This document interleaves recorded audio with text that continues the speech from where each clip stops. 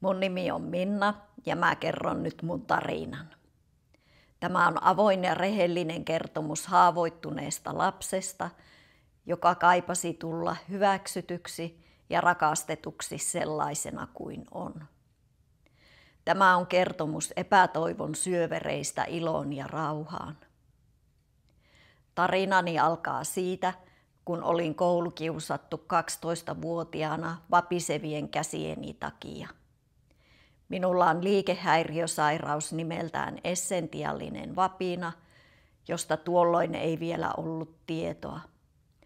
Luulin, että vika oli minussa, ajattelin olevani vääränlainen ja häpeästä tuli osa elämääni. Pelkäsin sosiaalisia tilanteita, josta seurasi menojen perumista tai niiden ennakkoon pelkäämistä. Elämäni oli hyvin pelkokeskeistä, josta en voinut puhua kenellekään, joten opin selviytymään. Stressi oli läsnä monesta syystä elämässäni, enkä tajunnut sen mittavuutta. Selviytymiskeinonani oli muun muassa hyväksynnän hakeminen muita miellyttämällä. Hermostoni oli jatkuvasti virittyneessä tilassa. En saanut missään vaiheessa tarvitsemaani apua, enkä osannut sitä hakeakaan, koska ajattelin olevani viallinen, ei mitään tehtävissä. Keho ei kestä jatkuvaa stressiä ja pelkojen kanssa elämistä. Sydämeni alkoi oireilla rytmihäiriöillä vuoden 2003 tienoilla, joten huomioni keskittyi pääasiassa sydämen hyvinvointiin. Vapinan pelkääminen oli normaali osa elämää. Elämä oli selviämistä. Lääkärissä käydessäni minulle suositeltiin joogaa, jotta saisin rentoutusta. Kiinnostus kehon ja mielen hyvinvointiin heräsi. Minua motivoi ajatus siitä, että on pakko olla olemassa vaihtoehto kaikelle kärsimykselle. Kiinnostuin itämaisesta filosofiasta ja henkisestä kirjallisuudesta muutenkin. Olin innoissani, että itse voin vaikuttaa hyvinvointiini. Elämä ei olisikaan vain ulkoapäin saneltua. Kristinusko ei ollut vaihtoehto, koska pidin uskoa ja uskovia ahdasmielisinä, tuomitsevina ja elämää rajoittavina. Ajattelin heidän maailmankuvansa olevan hyvin suppea. Muistan kuitenkin joskus rukoilleeni Isä meidän rukousta. Sekin loppui siihen, kun erosin kirkosta 2000-luvun alkupuolella. Keväällä 2008 kävin ensimmäisen reikihoitokurssin. Näihin aikoihin tutustuin henkimaailman olemassaoloon ja ihmettelin, mikseivät ihmiset tajua sen olemassaoloa. Henkiset jutut olivat vielä tuolloin hiljaista ja ehkä salaistakin tietoa, hörhöjen juttuja. Samana vuonna 2008 tutustuin naiseen, joka oli ollut lapsuudesta asti tekemisissä henkimaailman kanssa. Ystävyys osui aikaan, jolloin itsetuntoni oli nolla. Olin hyvin vastaanottavainen ja kaipasin tukea. Menin syvälle uushenkisyyteen. Janosin uutta tietoa, jotta saisin eheytettyä itseäni jatkuvista peloista ja ahdistuksesta. Vuonna 2009 menin energiahoitoon Mediolle, jolta sain viestin henkioppaalta. Henkiopas kuvattiin mieheksi kaavussa, jossa oli köysivyönä, ja olin kuulemma entisessä elämässä mennyt kuulemaan häntä kaukaa. Minun kerrottiin edustavan Kristustietoisuutta. Kuulemastani päättelin, että opas on varmaankin Jeesus ja se toi minulle turvallisuuden tunnetta. Henkioppaan viestissä luki, että yhteyteni korkeimpaan itseeni tai henkioppaaseen on vielä kuin jumppapallo. Välillä yhteys on ja välillä ei. Median opastamana meditoin ahkerammin, jotta yhteys toimisi paremmin. Halusin olla hyväksytty. Pyysin medialta myöhemmin vielä toisenkin viestin, jossa kehuttiin minua, että siunattuja ovat sanani henkimaailman suuntaan. Olin otettu tästä. Myöhemmin en enää kaivannut viestejä keneltäkään, koska oma yhteyteni oli jo niin hyvä. Meditaatio toimi väylän aukaisijana henkimaailmalle. Se antoi luvan vaikuttaa vapaasti mieleeni ja sen se vuosien varrella tekikin. Vuosina 2008–2010 kävin muitakin energiahoitokursseja reikihoidon lisäksi, jotka olivat kultaisen säteen Sekhem-hoito ja Reconnection. Halusin olla parempi ja nostaa värähtelytasoani. Vuosien varrella minulla oli käytössä lukuisia menetelmiä ja ajattelumalleja aiemmin mainittujen lisäksi, ja tässä listaa niistä. Kivet, numerologia, astrologia, äänimaljahoidot, samaanirumpu, enkelihoidot, kaukohoidot, energiahoidot ryhmässä, intialainen päähieronta, tunteiden muokkaaminen ajatuksen voimalla, hengitysharjoitukset, ayurveda, yhteys edesmenneeseen, mediotapaamiset, suitsukkeiden, salvian, palosanton ja suolan käyttäminen energian puhdistukseen, manifestointi, vetovoiman laki, omavoimaisuus, ajatuksilla luominen, universaali rakkaus, 5D, korkeammassa tietoisuudessa eläminen, rajattomuus, jatkuva etsintä ja erityisyys. Olin kuulemma ollut pappi Egyptissä ja parantaja Atlantiksella muun muassa. Rauhan ja hyvän olon etsintä johti monen menetelmän pariin. Käyttämäni rahasumma tähän kaikkeen on iso ja listasta saattaa puuttua varmasti vielä jotakin. Heinäkuussa 2012 sydämeni pysähtyi pyöräillessäni töistä kotiin. Olin korissut ilmat pihalle ja sydän oli pysähtyneenä noin 6 minuuttia. Minulla ei ole muistikuvaa mistään rajatilaa kokemuksesta. Tätä nimittäin usein kysytään. Ensimmäinen muistikuva on siitä, kun tapahtumapaikalla pikkuhiljaa palasin takaisin elämään. Ohikulkumatkalla olleet 2 sairaanhoitajaa ja 1 lääkäri saivat elvytettyä minut. Ei ollut minun aikani lähteä. Sydänpysähdys oli rytmihäiriölääkkeen aiheuttama. Ensimmäisenä yönä sairaalassa koin suuren ja valtavan rakkauden. Olin suuren autuuden tilassa ainakin 2 tuntia. Jumala kosketti tuolloin minua isosti, vaikken oikein tiennyt mistä oli kyse. Tapaus jätti sisälleni kaipuun Jumalan rakkaudesta. Vuosien varrella heikkona hetkenä itkin ja kaipasin Jumalan luo. Luulin hänen olevan valaistumiseni päässä, jolloin sulautuisin yhteen jumaluuteen ja elämän uni olisi ohi. Ajattelin, että tie Jumalan luo tarkoittaa tekoja ja omaa hyvyyttäni. Tie tuntui hyvin raskaalle kulkea. Kuukauden kuluttua sydänpysähdyksestä lähdin kuukaudeksi Intiaan äiti Amman ashramiin. Sydämen puolesta matkalle oli lääkäriltä lupa lähteä. Ashramissa tutustuin hindulaisuuteen. Sain Ammalta henkilökohtaisen mantran ja nimen. Amman seuraajana oleminen ei kuitenkaan tuntunut omalle ja henkinen etsintäni jatkui. Silti hain ajoittain turvaa myös hänestä, kun ei ollut mitään muuta. Sydänpysähdys lisäsi entisestään kiinnostustani kehon ja mielen hyvinvointiin.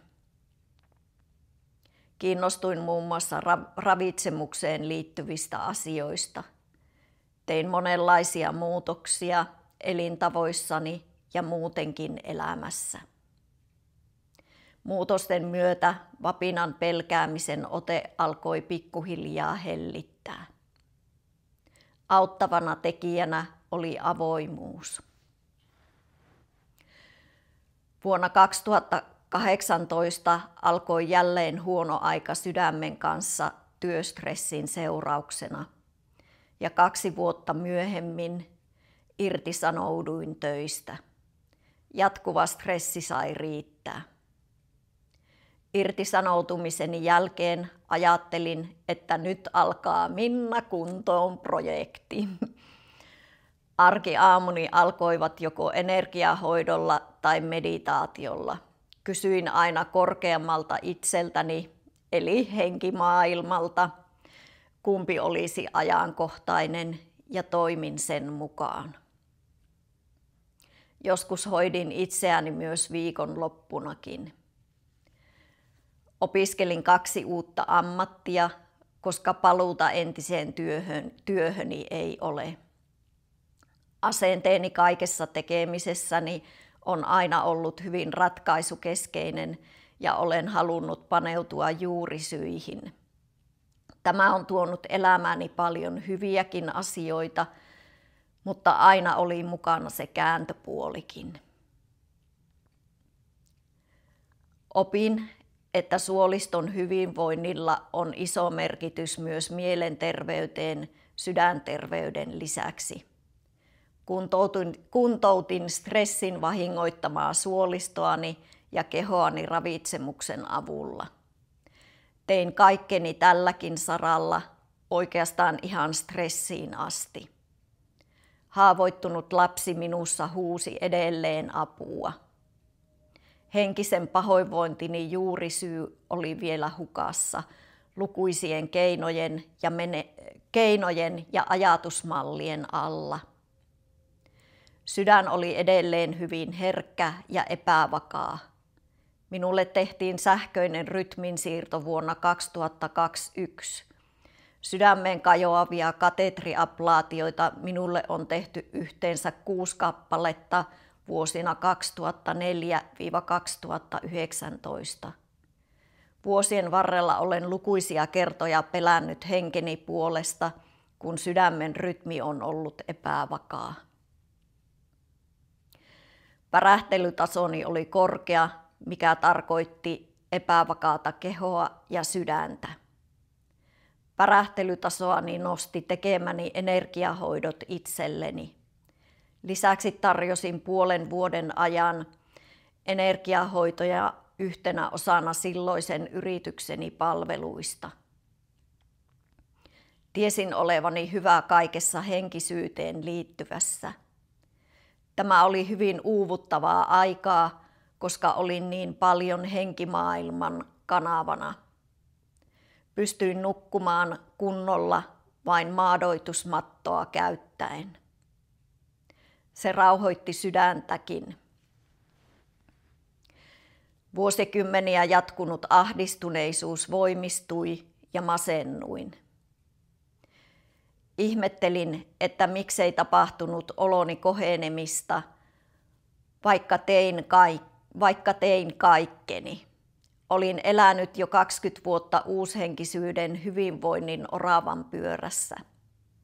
Mietin, mitä vielä voisin tehdä.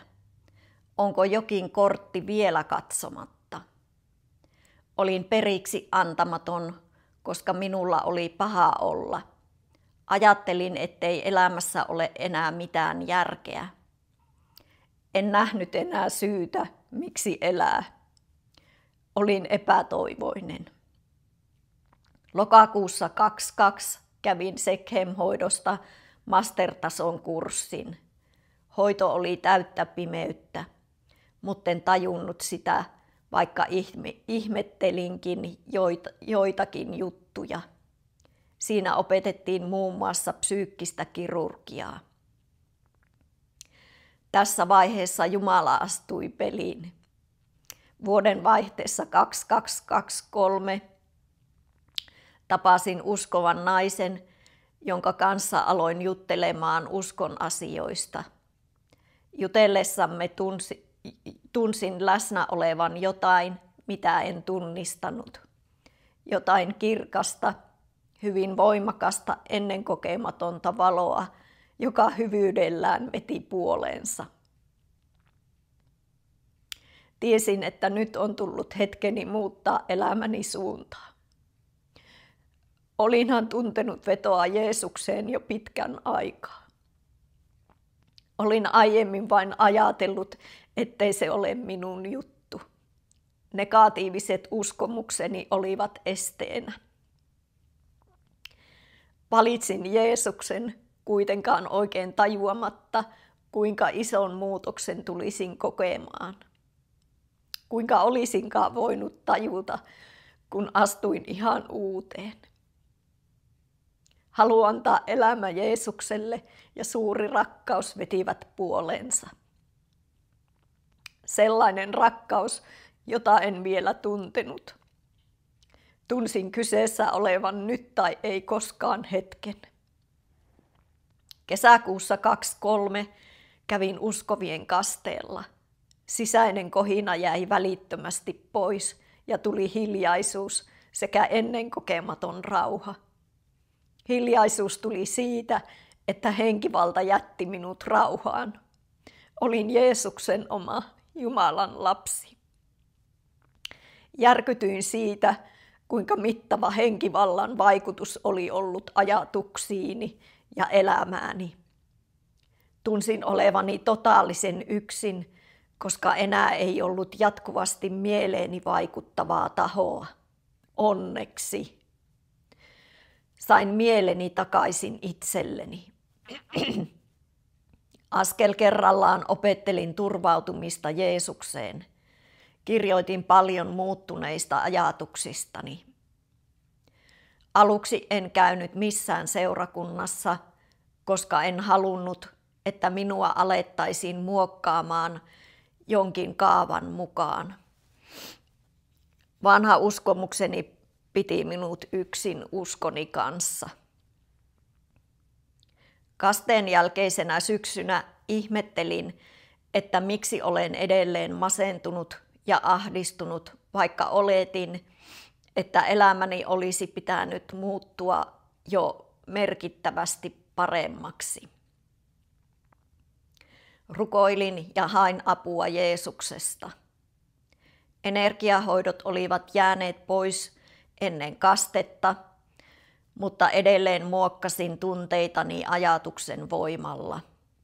Omavoimaisuus oli niin normaalia. Irtaantuminen uushenkisyydestä ei tapahtunut hetkessä, koska en vielä nähnyt koko kuvaa kaikesta. Pyhä Henki johdatti minut loka-marraskuussa 23 katsomaan YouTubesta sydänmakasiinia. Järkytykseni oli järkyttävän suuri. Olin ollut pahan puolella, vaikka luulin eläväni valossa ja rakkaudessa. Olen aina ajatellut olevani hyvä ihminen ja tekeväni hyvää, mutta olinkin uskonut järkyttävän suureen harhaan ja valheeseen. Valheeseen, jonka tarkoitus oli vain tuhota minut, ja melkein siinä jo onnistuikin. Olin ollut sinisilmäinen ja hyväuskoinen. Harha iski tajuntaani todella raskaasti. Siihen jäivät viimeisetkin uushenkisyyden rippeet. Verhot oli vedetty pois silmiltäni. Vihollinen yritti viimeiseen asti pitää ne kiinni.